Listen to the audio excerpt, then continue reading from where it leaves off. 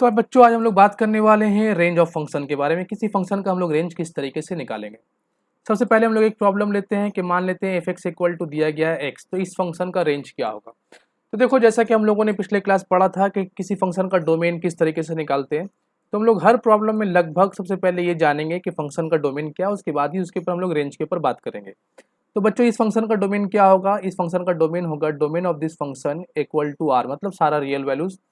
तो अगर x का सारा रियल वैल्यू हम लोग यूज करेंगे तो एफ एक्स भी तो सारा रियल वैल्यू मिलने वाला है।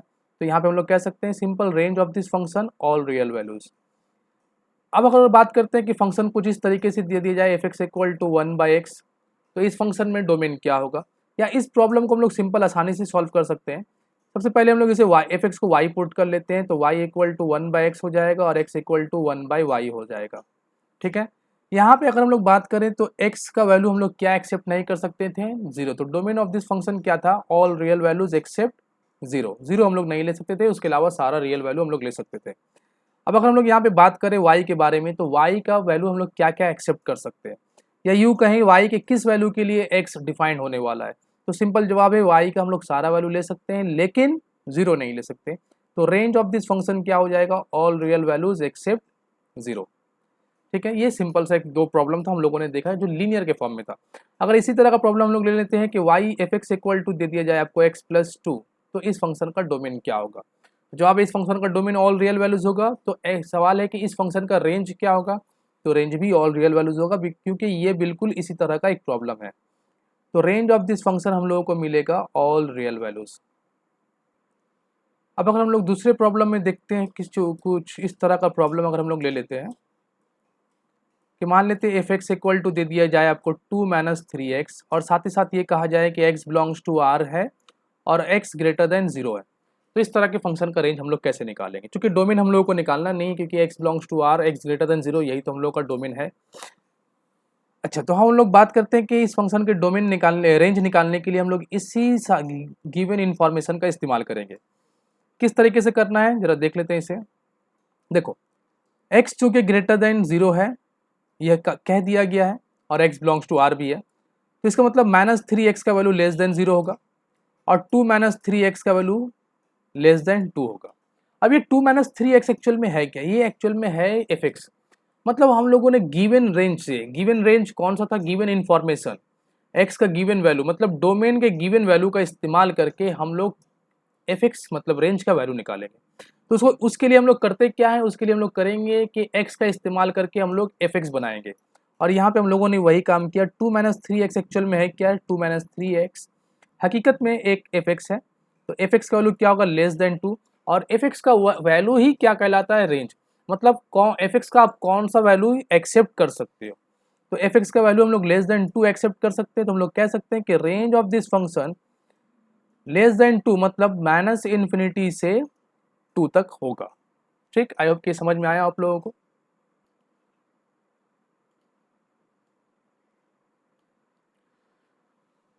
तो बच्चों, आप दूसरे प्रॉब्लम की तरफ चलते हैं, देखते हैं दूसरा प्रॉब्लम। मान लेते हैं कि दिया जाए F x equal to x-3/2x+1, और इस फंक्शन का हम लोगों से रेंज निकालने को कहा गया कि इस फंक्शन का रेंज क्या होगा। तो अगर हम लोग बात करें कि इस फंक्शन के डोमेन के बारे में, हम लोगों को डोमेन करना नहीं है, हम लोग डोमेन कर चुके हैं। लेकिन अगर फिलहाल इस फंक्शन के डोमेन के बारे में बात करें, तो हम लोग कह सकते हैं ना कि इस फंक्शन का जो डोमेन होगा ऑल रियल वैल्यूज एक्सेप्ट, सिर्फ क्या नहीं हो सकता, सिर्फ इसका real values, all real values हो सकता है एक्सेप्ट -1/2, क्योंकि अगर -1/2 हम लोग यहाँ पर इस्तेमाल करेंगे तो ये फंक्शन एफ एक्स जो होगा वो अनडिफाइंड हो जाएगा। ठीक है, ये डोमेन ऑफ फंक्शन हुआ।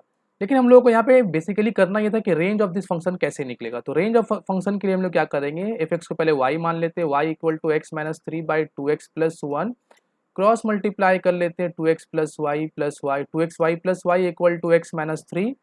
और यहाँ से अगर हम लोग बात करें तो 2xy माइनस, या ऐसा कर लेते हैं हम लोग, इस तरफ ले लेते हैं y+3 इक्वल टू x-2xy, और यहाँ से हम लोग निकाल सकते हैं कि y+3 इक्वल टू हो जाएगा x1-2y, और फिर यहाँ से हम लोग कह सकते हैं कि y+3 का जो वैल्यू है by 1-2y equal to x। अब बच्चों ये बताओ कि x को डिफाइन करने के लिए हम लोग क्या क्या ले सकते हैं। देखो x क्या है, सारा रियल वैल्यूज है एक्सेप्ट -1/2। -1/2 को छोड़ के हम लोग x को सारा वैल्यू बोल सकते हैं। तो x तो अनडिफाइंड नहीं ना, तो x कब डिफाइंड होगा, जब 1 - 2y x belongs to real number है सिर्फ -1/2 को छोड़ के, तो इम्प्लाइज दैट कि 1 - 2y ये जीरो नहीं होना चाहिए ना। इसका मतलब y नॉट इक्वल टू 1/2, तो y 1/2 नहीं होना चाहिए। इसका मतलब अगर हम लोग y को 1/2 लेंगे तो ये फंक्शन x का वैल्यू क्या हो जाएगा, वो अनडिफाइंड हो जाएगा, लेकिन x का वैल्यू तो रियल था। इसका मतलब y का हम लोग सिर्फ 1/2 छोड़ के सारा वैल्यू एक्सेप्ट कर सकते हैं। इसलिए हम लोग कह सकते हैं कि रेंज ऑफ दिस फंक्शन क्या होगा, range of this function all real values except 1/2। 1/2 का हम लोग इस्तेमाल नहीं कर सकते, या रेंज के केस में रेंज के वैल्यू में 1/2 नहीं आएगा। अब हम लोग दूसरे प्रॉब्लम को देखते हैं।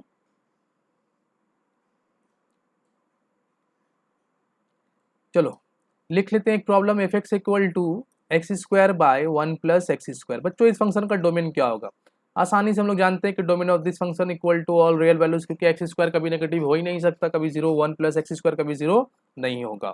तो इस फंक्शन का डोमेन क्या है, ऑल रियल वैल्यूज।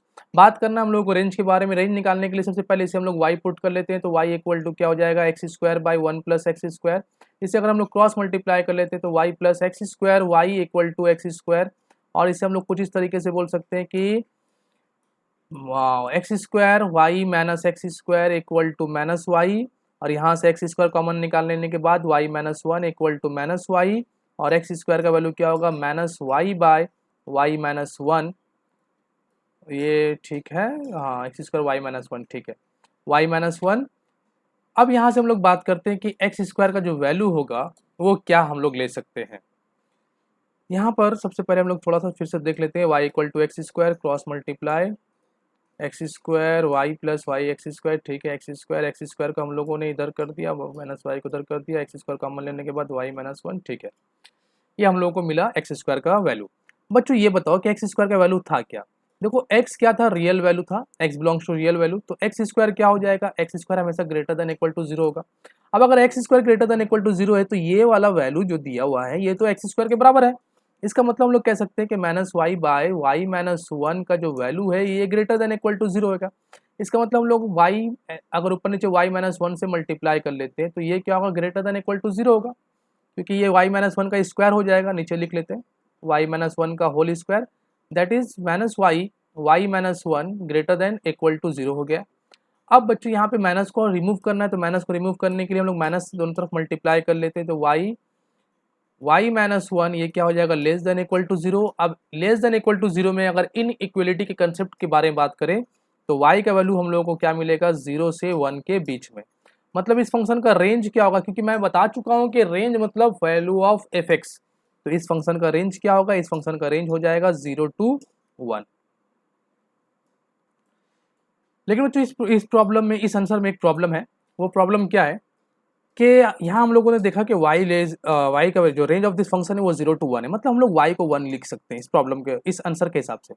लेकिन यहाँ पे अगर आप लोग गौर करो तो अगर y को हम लोग 1 लेंगे यहाँ पर, तो x क्या हो जाएगा, x² अनडिफाइंड हो जाएगा। इसका मतलब हम लोगों को ये भी दिखाना है कि y not equal to 1, y हम लोग 1 का इस्तेमाल, y में हम लोग 1 का इस्तेमाल नहीं कर सकते। इसलिए एक्चुअल में रेंज ऑफ दिस फंक्शन क्या हो जाएगा, वो हो जाएगा 0 to 1। 1 इक्वल टू में नहीं आएगा, लेकिन 0 को इक्वल टू में हम लोग ले सकते हैं। F x equal to x/1 + x², ये एक फंक्शन दिया गया है बच्चों, और यहाँ पे हम लोग को वही काम करना है कि इस फंक्शन का भी हम लोग को रेंज पता करना है कि इस फंक्शन का रेंज क्या होगा। तो देखो इसे डिफाइन करने के लिए हम लोग बात करते हैं अगर डोमेन ऑफ दिस फंक्शन के बारे में, तो डोमेन ऑफ दिस फंक्शन क्या होगा, ऑल रियल वैल्यूज, क्योंकि x का कोई वैल्यू नहीं है जो इस फंक्शन को अनडिफाइन करे। सारे वैल्यू के लिए फंक्शन डिफाइन होने वाला है, हम लोग देख रहे हैं, क्लियरली हम लोग को समझ में आ रहा है। अब यहाँ पे रेंज निकालने के लिए हम लोग क्या करते हैं, रेंज निकालने के लिए हम लोग सिंपल ये करते हैं कि एफ एक्स को y मान लेते हैं, तो y इक्वल टू क्या होगा, x/1 + x²। क्रॉस मल्टीप्लाई कर लेने के बाद ही हम लोग को मिल जाएगा मैन इक्वल टू x। और अगर हम लोग इसे इस तरीके से लिख ले x² y और -x + y इक्वल टू 0, तो ये एक क्वाड्रेटिक इक्वेशन हुआ इन टर्म्स ऑफ x। यहाँ पे x को हम लोग वेरिएबल मान लेते हैं। अब बच्चों अगर हम लोग आचार्य फार्मूले का कंसेप्ट का इस्तेमाल कर ले तो आचार्य फार्मूले के रूल के हिसाब से हम लोग लिख सकते हैं कि x, अच्छा आचार्य फार्मूले का डिस्क्रीमेंट का कंसेप्ट हम लोग लगा लेते हैं यहाँ पे। देखो यहाँ पर x एक्चुअल में है क्या, x एक रियल नंबर है, हम लोग जानते हैं ना, क्योंकि यहाँ पे x को क्या डिफाइन किया गया हम लोग, domain of range all real values कहा गया, मतलब x का जो वैल्यू होगा वो रियल नंबर है।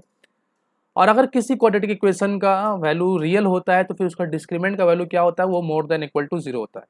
तो उस हिसाब से हम लोग बोल सकते हैं कि बी स्क्वायर मतलब -1 का स्क्वायर, बी स्क्वायर -4ac ये must be greater than equal to 0, मतलब 1 - 4y स्क्वायर ये ग्रेटर देन इक्वल टू 0, मतलब ये कह सकते हैं कि 4y square -1 less than equal to 0, या यूँ कह सकते हैं कि 2y whole square -1 less than equal to 0, या यूँ कह सकते हैं कि 2y - 1 और 2y + 1 ये लेस देन इक्वल टू 0, मतलब हम लोग ये कह सकते हैं कि y का value greater than equal to -1/2 less than equal to 1/2, मतलब ये कह सकते हैं कि रेंज ऑफ दिस फंक्शन हम लोग कह सकते हैं कि -1/2 से लेकर के 1/2। अब यहाँ पे ये देखना कि क्या किसी वैल्यू के लिए ये अनडिफाइंड तो नहीं हो रहा, कोई ऐसा वैल्यू है जिसे पुट करने से ये प्रॉब्लम अनडिफाइंड हो जाए, -1/2 से 1/2 के बीच में यहाँ पे कोई वैल्यू है जहाँ पे ये प्रॉब्लम क्रिएट हो रहा हो?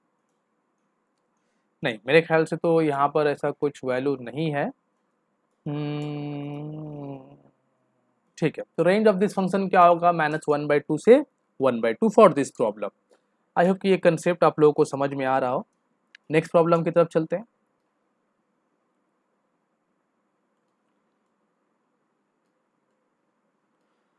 तो बच्चों अब हम लोग दूसरा प्रॉब्लम देखते हैं। एक प्रॉब्लम लेते हैं हम लोग, f(x) equal to x² - x + 1 और x² + x + 1, ये एक फंक्शन दिया गया है और इस फंक्शन का हम लोग को डोमेन पता करना है। तो देखो डोमेन के लिए हम लोग क्या करेंगे, यहाँ पे हम लोग को, सॉरी डोमेन नहीं, रेंज पता करना। डोमेन हम लोग का आज का टॉपिक नहीं है, हम लोगों का टॉपिक रेंज है, लेकिन हम लोग प्रॉब्लम में डोमेन कर ही ले रहे हैं बार बार। तो इस फंक्शन का डोमेन हम लोग अगर पूछा जाए तो हम लोग इसे निकाल सकते हैं कि x² + x + 1 0 नहीं होना चाहिए। अगर वो 0 हो गया तो f(x) अनडिफाइंड हो जाएगा। तो उस कंसेप्ट का इस्तेमाल करके हम लोग इस फंक्शन का डोमेन निकाल सकते हैं।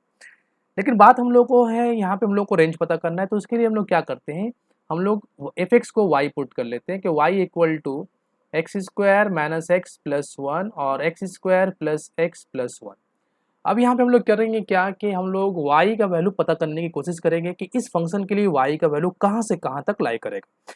जो y का वैल्यू आएगा वही इस फंक्शन का रेंज होने वाला है। तो उसके लिए हम लोग सबसे पहले क्रॉस मल्टीप्लाई कर लेते हैं, x² + xy + 1 equal to x² - x + 1। ठीक है, और अगर हम लोग इसे क्वाड्रेटिक सारे नंबर को एक तरफ ले लेते हैं तो x² y - 1 plus x y + 1 और इक्वल टू 0, क्योंकि ये 1, सॉरी ये मल्टीप्लाई करने y × 1 y होगा, तो इक्वल टू 0 तो नहीं होगा, ये y + 1, क्योंकि ये जब उधर जाएगा तो xy + x हो जाएगा, तो x कॉमन लेने के बाद y + 1 और फिर प्लस y - 1 इक्वल टू 0। तो बच्चों ये हम लोगों को एक क्वाड्रेटिक इक्वेशन मिला इन टर्म्स ऑफ y। अब यहाँ पर अगर हम लोग बात करें कि x का वैल्यू यहाँ पर है क्या, एक्चुअल में डोमेन ऑफ दिस फंक्शन अगर हम लोग सोचें, क्योंकि यहाँ पर देखो ये x² एक क्वाड्रेटिक इक्वेशन आया इन टर्म्स ऑफ x, तो हम लोगों को ये जानना जरूरी है कि x रियल है या नहीं है, या x कुछ और है। तो देखो अगर इसे हम लोग सॉल्व करेंगे तो यहाँ से हम लोगों को पता चलेगा कि इस फंक्शन का जो x जो होगा, x belongs to real number करने वाला है। तो अगर इसी कंसेप्ट को हम लोग इस्तेमाल करते हैं कि as x belongs to real number, तो डिस्क्रीमेंट, देयरफॉर डिस्क्रीमेंट का जो वैल्यू आएगा वो ग्रेटर देन इक्वल टू 0 होना चाहिए। अब डिस्क्रीमेंट में हम लोग क्या लिखते हैं, -b² - 4ac, तो मतलब y + 1 का whole square -4 y - 1 into y - 1, ये क्या हो जाएगा, ग्रेटर देन इक्वल टू 0, क्योंकि x इज रियल नंबर। तो अगर x रियल होगा तो उसका डिस्क्रीमेंट, क्वाड्रेटिक इक्वेशन अगर रियल है तो फिर उसका डिस्क्रीमेंट का value more than equal to 0 होना चाहिए। अब इसी कंसेप्ट से अगर हम लोग बात करें आगे, तो हम लोग लिख सकते हैं कि y + 1 का होल स्क्वायर -4 y - 1 का whole square greater than equal to 0, और यहाँ से अगर हम लोग बात करें तो y + 1 का होल स्क्वायर -2y - 1 का होल स्क्वायर ये भी ग्रेटर देन इक्वल टू 0 हो जाएगा। या हम लोग ऐसा कर लेते हैं, इसे इस तरीके से ना लिख करके, इसे सिंपल हम लोग ब्रैकेट को ओपन करके इसे सॉल्व कर लेते हैं। तो ये सॉल्व करने के बाद आएगा -3y², उसके बाद +10y, और फिर आएगा -3 ग्रेटर देन इक्वल टू 0। ये हम लोगों को एक वैल्यू मिलेगा इस क्वाड्रेटिक इक्वेशन ब्रैकेट को ओपन करने के बाद। और अगर इसे हम लोग -3 से दोनों तरफ मल्टीप्लाई कर लेते हैं, माइनस से मल्टीप्लाई कर लेते हैं, तो ये हो जाएगा 3y² minus 10y plus 3 less than equal to 0। अगर इसका मिडिल टर्म लोग कर लेते हैं तो मिडिल टर्म करने से मिडिल टर्म अगर हम लोग करते हैं इसका, तो हम लोग क्या मिलने वाला है 3y² minus 9y minus y plus 3 less than equal to 0। और 3y कॉमन लेने के बाद y minus 3 minus y minus 3 less than equal to 0। और यहाँ से हम लोग को मिलेगा y माइनस 3 और 3y minus 1 less than equal to 0। और अगर हम लोग y के रेंज के बारे में बात करें, y कहाँ से कहाँ होगा, तो हम लोग यहाँ कह सकते हैं कि y greater than equal to 1/3 और लेस देन इक्वल टू 3 मिलने वाला है। और बच्चों जैसा कि आप लोगों को पता होगा कि y का जो वैल्यू होता है, जो रेंज आता है y का, वही रेंज ऑफ दिस फंक्शन होता है। तो हम लोग कह सकते हैं कि इस फंक्शन का जो रेंज होगा, रेंज ऑफ दिस फंक्शन, वो हो जाएगा 1/3 से लेकर के 3 तक।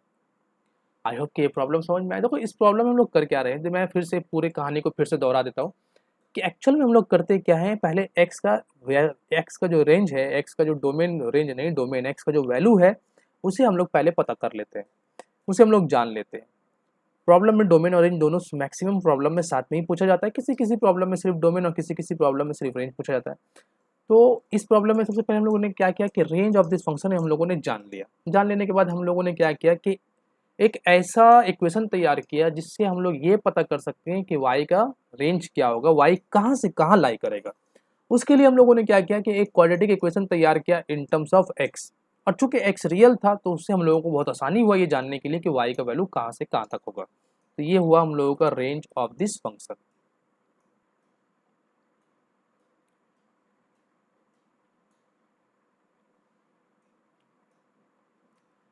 एफ एक्स इक्वल टू एक प्रॉब्लम और लेते हैं हम लोग, √x² minus 4।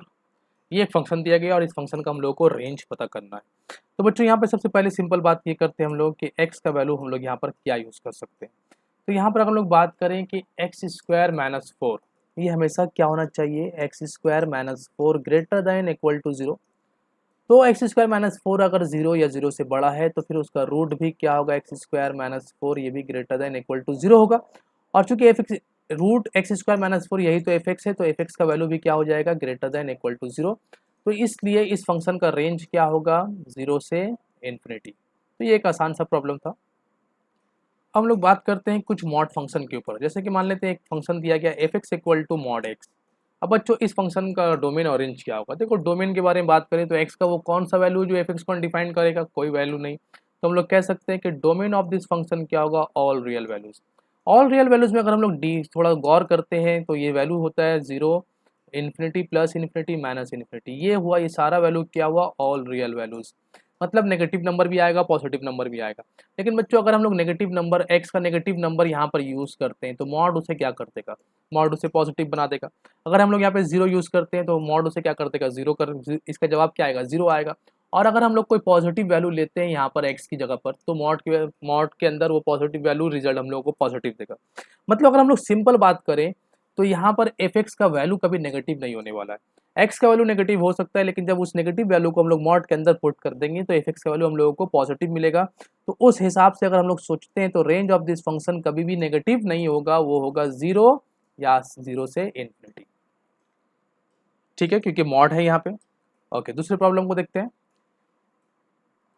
F x equal to हम लोग ले लेते हैं माइनस मॉड एक्स। अब बच्चों यहाँ बताओ इस फंक्शन का रेंज क्या होने वाला है। देखो बात अगर डोमेन का करें तो x का कौन कौन सा वैल्यू आप ले सकते हो, तो सिंपल सा जवाब है x का सारा वैल्यू हम लोग यहाँ पे यूज कर सकते हैं। तो domain of this function domain of this function अगर हम लोग कहें तो domain of this function all real values हो जाएगा। ये हम लोगों को लिखना जरूरी नहीं था क्योंकि हम लोगों का टॉपिक ही आज का चल रहा है रेंज।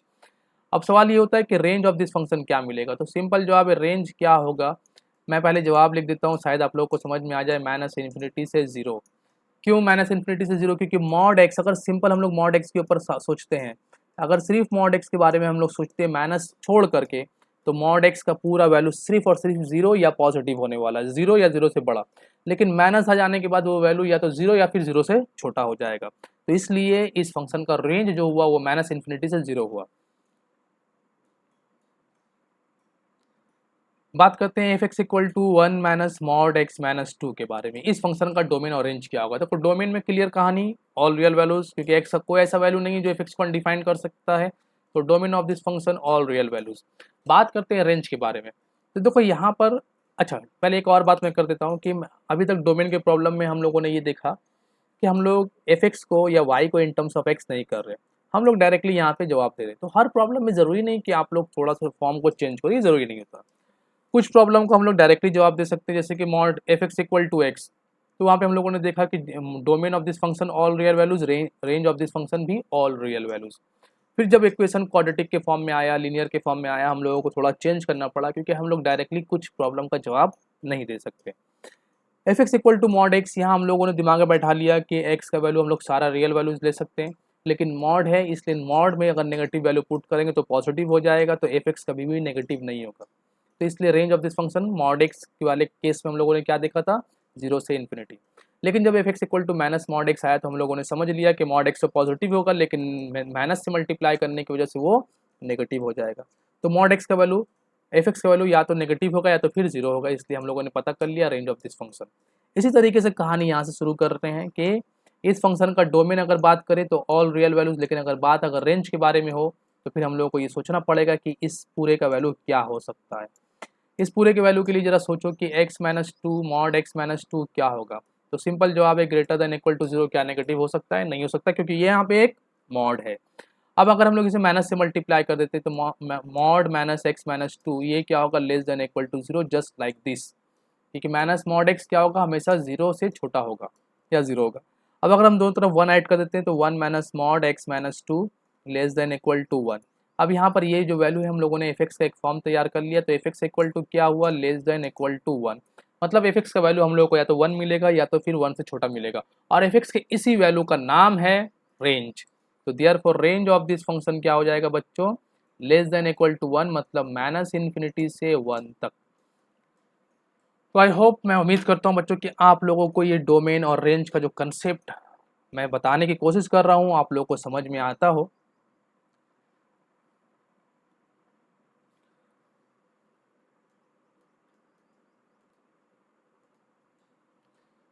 अब हम लोग बात करते हैं दूसरे प्रॉब्लम को, देखते हैं कि मान लेते हैं एफ एक्स इक्वल टू एक प्रॉब्लम दिया गया है x plus to bye mod x plus to. ठीक है। अब बच्चों इस प्रॉब्लम को हम लोग को डोमेन और रेंज पता करना है। तो देखो डोमेन के केस में सिंपल सा जवाब है, जब भी x डिनोमिनेटर में आ जाता है तो उससे हम लोग सोचते हैं कि वो 0 ना हो। तो हम लोग कह सकते हैं कि f x is defined, f x को हम लोग डिफाइंड कर सकते हैं, f x is defined if x mod x plus two not equal to 0। मतलब ये 0 नहीं होना चाहिए। तो नेगेटिव पॉजिटिव इसके पर हम लोग बहस नहीं कर रहे, सिर्फ इतना सोच रहे हैं कि ये 0 नहीं होना चाहिए। इसका मतलब ये 0 कब होता है? जब x प्लस टू 0 होता है। तो अगर मॉड x प्लस टू 0 नहीं है, इसका मतलब x प्लस टू भी नॉट इक्वल टू 0 है, मतलब x not equal to minus two है।